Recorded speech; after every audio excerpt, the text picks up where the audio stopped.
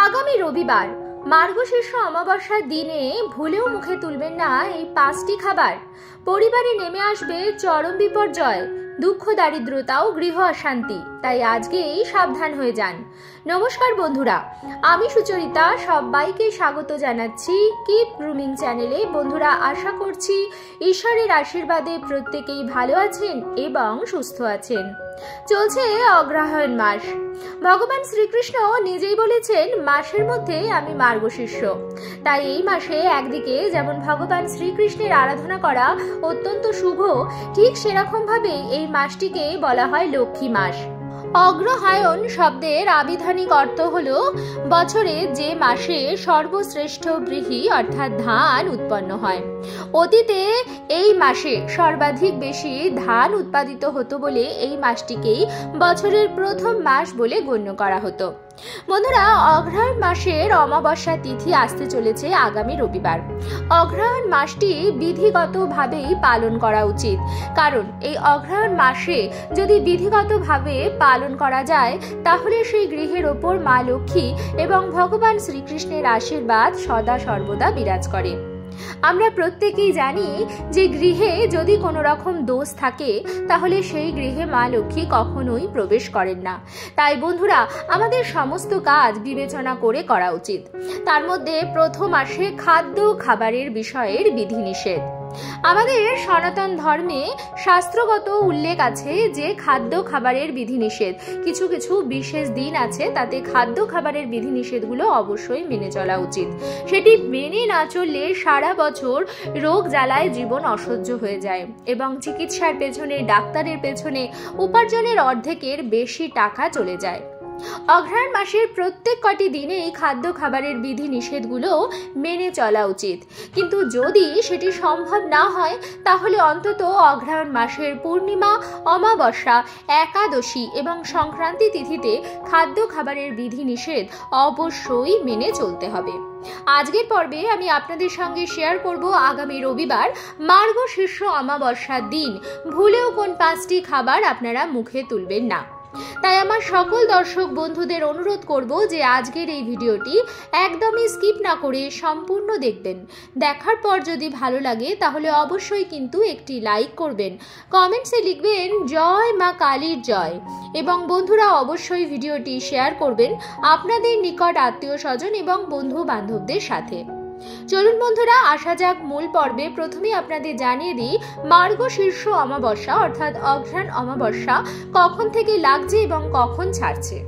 যদিও পঞ্জিকাতে আগামী রবিবার অর্থাৎ 1 ডিসেম্বরে অমাবস্যা দেখাচ্ছে, কিন্তু অমাবস্যাটি পড়ছে কিন্তু শনিবার দিন সকাল 9:54 থেকে, অর্থাৎ আগামী 30 নভেম্বর 2024 বাংলার 14ই অগ্রহায়ণ 1431 আগামী শনিবার অমাবস্যা তিথি পড়ছে 9:54 থেকে এবং অমাবস্যা তিথি থাকবে রবিবার অর্থাৎ 15ই অগ্রহায়ণ 1431 ইংরাজির 1 ডিসেম্বর 2024 রবিবার দিন সকাল 11:17 পর্যন্ত। সেই হিসাবে কিন্তু শনিবারের রাত্রি যেটি হচ্ছে সেদিনই কিন্তু অমাবস্যার নিশি পালন হবে। তবে অমাবস্যার যে ব্রত উপবাস সেটা আপনারা রোববার দিনও করতে পারেন। এবার আমি আপনাদের বলে দেব খাদ্য খাবারের কি কি বিধি নিষেধ আপনারা এই মার্গশীর্ষ অমাবস্যা তিথিতে অবশ্যই পালন করবেন। বন্ধুরা, অগ্রহায়ণ অমাবস্যার কিন্তু বিশেষ গুরুত্ব আছে। অনেকেই বাড়িতে এই দিন মা কালীর বিশেষ পুজো করে থাকেন, অনেক বাড়িতে মা কালীর বার্ষিকী পূজা অর্চনাও হয়ে থাকে। অমাবস্যা তিথিতে খাদ্য খাবারের বিধি নিষেধগুলি সঠিকভাবে মেনে না চললে পরিবারে অশান্তি বাড়ে, পরিবারের রোগ জ্বালা যন্ত্রণা বাড়ে। তাই এই সামান্য বিধি নিষেধগুলি মেনে চলার চেষ্টা অবশ্যই করবেন। যদিও অগ্রহায়ণ মাসের প্রত্যেক কটি দিনই অত্যন্ত শুভ, বলে যে ঈশ্বরের আরাধনা 1 গুণ করলে সহস্র গুণ ফল লাভ হয়, কিন্তু যদি আপনাদের পক্ষে প্রতিদিন খাদ্য খাবারের বিধিনিষেধগুলো মানা সম্ভব নাও হয়, তাও আমি বলবো এই অমাবস্যা তিথি অর্থাৎ আগামী রবিবার খাদ্য খাবারের বিধিনিষেধগুলো মেনে চলার চেষ্টা করুন। প্রথম যে খাবারটি বর্জন করবেন আগামী রবিবার মার্গশীর্ষ অমাবস্যার দিনে, সেটি হচ্ছে যে কোনো প্রকারের আমিষ জাতীয় খাবার, অর্থাৎ মাছ, মাংস, ডিম, পেঁয়াজ, রসুন ইত্যাদি। সনাতন ধর্মে মাছ, মাংস, ডিম, পেঁয়াজ, রসুন ইত্যাদি খাবার সর্বদাই বর্জনীয় এবং কখনোই গ্রহণ করা উচিত নয়।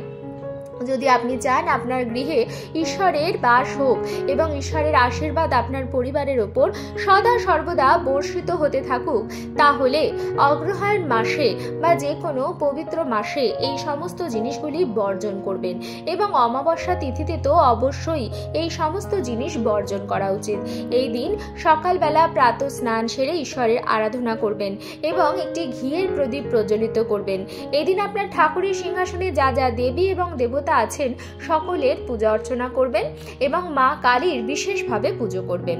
তাই বন্ধুরা, এই বিশেষ দিনে ঘরে আমিষ জাতীয় জিনিস যেমন আপনি নিজে রাঁধবেন না, বাড়ির কাউকেও এদিন আমিষ জাতীয় খাবার খাওয়া থেকে বিরত থাকতে বলবেন এবং আপনি নিজেও ভুল করেও আমিষ জাতীয় খাবার এই দিন গ্রহণ করবেন না। এর ফলে কিন্তু মহা পাপ হবে এবং মা কালীর আশীর্বাদ থেকে আপনারা বঞ্চিত হবেন। যদি সম্ভব হয় মা কালীর মন্দিরে গিয়ে পুজো দিয়ে আসতে পারেন। এর ফলে আপনার ঘরের বাস্তু দোষ কাটবে এবং মা লক্ষ্মীর অপার কৃপা আপনার গৃহের উপর বর্ষিত হতে থাকবে। দ্বিতীয় যে খাবারটি বর্জন করবেন সেটি হচ্ছে যে কোনো প্রকার খাবার যেটি স্বাদে তিক্ত। অমাবস্যা ও পূর্ণিমা তিথিতে তিক্ত খাবার গ্রহণ করলে জীবনে তিক্ততা বাড়ে, পরিবারের রোগ জ্বালা বাড়ে, পরিবারের সমস্ত ব্যক্তিদের মধ্যে পারিবারিক সম্পর্ক খারাপ হয়, সবার মধ্যে ঝগড়া, কলহ, অশান্তি, বিবাদ ইত্যাদি বাড়তে থাকে।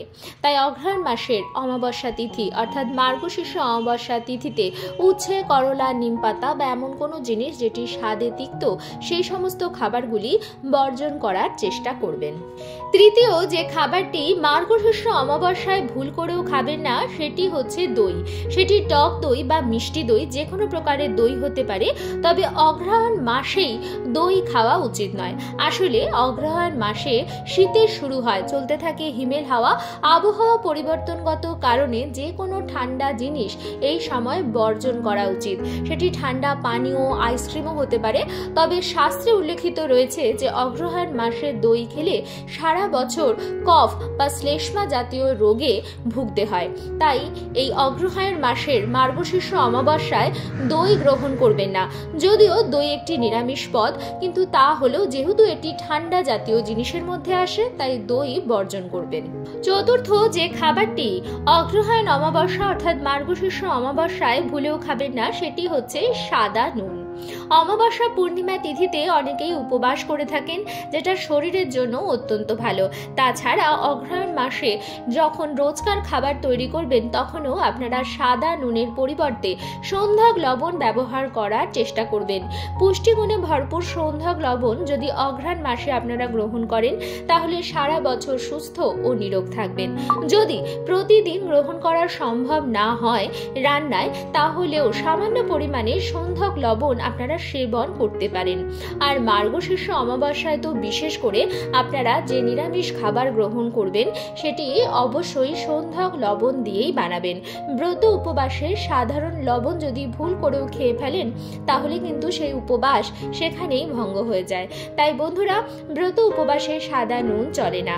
আর যদি আপনি ব্রত উপবাস নাও করেন তবুও মার্গশীর্ষ অমাবস্যা তিথিতে সন্ধ্যাক লবণযুক্ত খাবার গ্রহণ করার চেষ্টা করুন নিজের শরীরের সুবিধার্থে। পঞ্চম যে খাবারটি অবশ্যই বর্জন করবেন এবং প্রত্যেকেই বর্জন করবার চেষ্টা করবেন, তা আপনি ব্রত উপবাস করুন বা নাই করুন, সেটি হচ্ছে পোড়া জাতীয় খাবার। পোড়া জাতীয় খাবারের মধ্যে প্রথমেই আমরা ভুল করে যে খাবারটি খেয়ে ফেলি সেটি হচ্ছে রুটি। বন্ধুরা, রুটিও কিন্তু একটি পোড়া জাতীয় খাবারের মধ্যে আসে, কারণ রুটি বানানোর সময় আগুনে ঝলসেই রুটিটি বানানো হয়। তাই ব্রত উপবাসে রুটি চলে না। তাছাড়া আপনারা গম থেকে বানানো পরোটা বা লুচি উপবাসে খেতে পারেন, কিন্তু রুটি যেহেতু পোড়া জাতীয় খাবারের মধ্যে আসে তাই ব্রত উপবাসে বা যে কোনো ভালো দিনে খেতে মানা করা হয়। তাছাড়া যে কোনো রকম সবজি পোড়াও এই দিনে চলে না, মশলা পুড়িয়ে রান্নায় দেওয়াও এই দিনে চলে না। তাই মার্গশীর্ষ অমাবস্যা তিথিতে আপনারা চেষ্টা করবেন কোনো রকম পোড়া জাতীয় খাবার গ্রহণ না করতে। ভালো দিনে পোড়া জাতীয় খাবার গ্রহণ করলে কপাল পুড়ে যায়। তাই বন্ধুরা, এই দিনে আপনারা রুটি বা কোনো প্রকার পোড়া জাতীয় খাবার গ্রহণ করবেন না। সবশেষে যে খাবারটি বর্জন করবেন এবং চেষ্টা করবেন কখনোই গ্রহণ না করতে, সেটি হচ্ছে যে কোনো প্রকারের নেশা জাতীয় জিনিস। সেটি পানীয় হতে পারে, খাদ্যও হতে পারে। তবে এটা বলে রাখি বন্ধুরা, যে কোনো নেশা জাতীয় জিনিসই ক্ষণিকের আনন্দ বা তৃপ্তি দিয়ে থাকে। সেটি কোনো রকম খাদ্য গুণ দেয় না, সেটি এমন কিছু দেয় না যেটা আমাদের শরীরের জন্য উপযুক্ত। তবে ক্ষণিকের আনন্দের জন্য মানুষ নেশা জাতীয় জিনিস গ্রহণ করে এবং এর ফলে প্রচুর অর্থ নাশ করে, পরিবার বিপদের সম্মুখীন হয় এবং জীবনে দুর্ভোগ আসে। তাই নেশা জাতীয় জিনিস সর্বদাই বর্জন করবার চেষ্টা করবেন। মার্গশীর্ষ অমাবস্যা তিথিতে মা কালীর পুজো যদি করেন, তাহলে ভুলেও নেশা জাতীয় জিনিস কিন্তু স্পর্শও করবেন না। আজকের পর্বটি আমি এখানেই শেষ করছি বন্ধুরা। আশা করছি আজকের ভিডিওটি আপনাদের ভালো লাগলো এবং একটু হলেও উপকারে লাগলো। ভিডিওটি ভালো লাগলে অবশ্যই কিন্তু লাইক, কমেন্টস এবং শেয়ার করবেন বন্ধুরা। আর যদি চ্যানেলে নতুন হন, তাহলে অবশ্যই চ্যানেলটিকে সাবস্ক্রাইব করে আমার সাথে থাকবেন। দেখা হবে কিপ গ্রুমিং এর নতুন আরো একটি পর্ব নিয়ে। সবাই খুব ভালো থাকবেন, সুস্থ থাকবেন।